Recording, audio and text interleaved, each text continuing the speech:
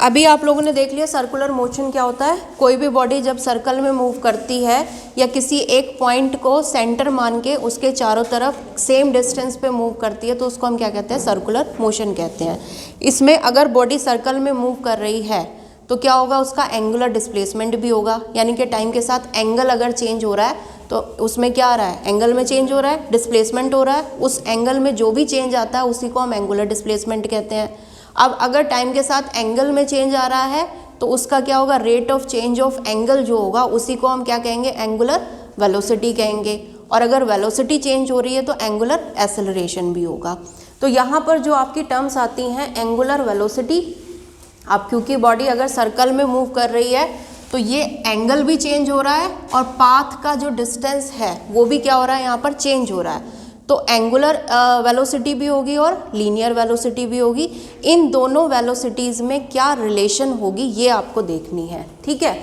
देखिए अगर हमने क्या मान लिया, किसी t1 टाइम पे बॉडी इस पॉइंट पर है और t2 टाइम पर इस पॉइंट पर है। यहाँ पर t1 से t2 जाने का जो टाइम इंटरवल है वो हमारा हो गया delta t is equals to t2 minus t1, ठीक है। और एंगल में जो चेंज आ रहा है यानी कि angular displacement delta theta is equals to कितना हो गया, θ2 माइनस θ1, ठीक है। अब एंगुलर डिस्प्लेसमेंट आप लोगों ने अभी पढ़ा था, एंगल इज इक्वल्स टू क्या होता है, आर्क अपॉन रेडियस, ठीक है। तो आर्क मान लिया t1 से t2 जाने में जो ये आर्क, ये इनके ये जो लेंथ है इसमें कितना चेंज आया, डेल्टा s का चेंज आया है।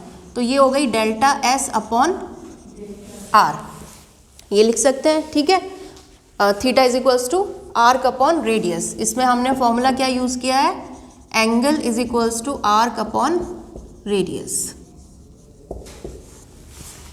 ठीक है।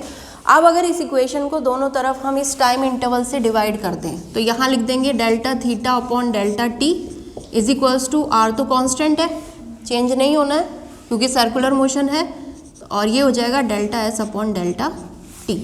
अब अगर आप इसमें देखें delta S upon delta T, ये क्या है, इस लेंथ में चेंज आ रहा है तो डेल्टा एस क्या हो गई, डिस्प्लेसमेंट हो गया, और डिस्प्लेसमेंट अपॉन टाइम क्या होता है, वेलोसिटी। तो ये आपकी हो गई लीनियर वेलोसिटी, ठीक है। इसको आपने रिप्रेजेंट कर दिया v से। इसी तरह से जो एंगल में चेंज है delta theta upon delta T, ये हो गया आपका एंगुलर वेलोसिटी, इसको आप रिप्रेजेंट करते हैं ओमेगा से। तो ये दोनों वैल्यूज़ अगर यहाँ रखेंगे तो ओमेगा इज इक्वल्स टू आ जाएगा 1 अपॉन आर इंटू वी, या v इज इक्वल्स टू आ गया आर ओमेगा। तो इस तरह से अगर कोई भी यूनिफॉर्म सर्कुलर मोशन यहाँ पर देखने को मिल रहा है तो जो वेलोसिटी होगी लीनियर वेलोसिटी वो किसके बराबर हो जाएगी, angular velocity multiply by radius of circle, ठीक है।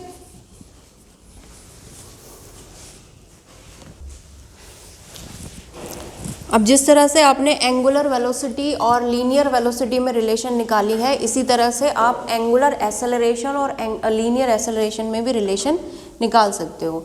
एंगुलर एक्सेलरेशन को हम रिप्रेजेंट कर रहे हैं अल्फा से और लीनियर एक्सेलरेशन को हम रिप्रेजेंट कर रहे हैं ए से, ठीक है।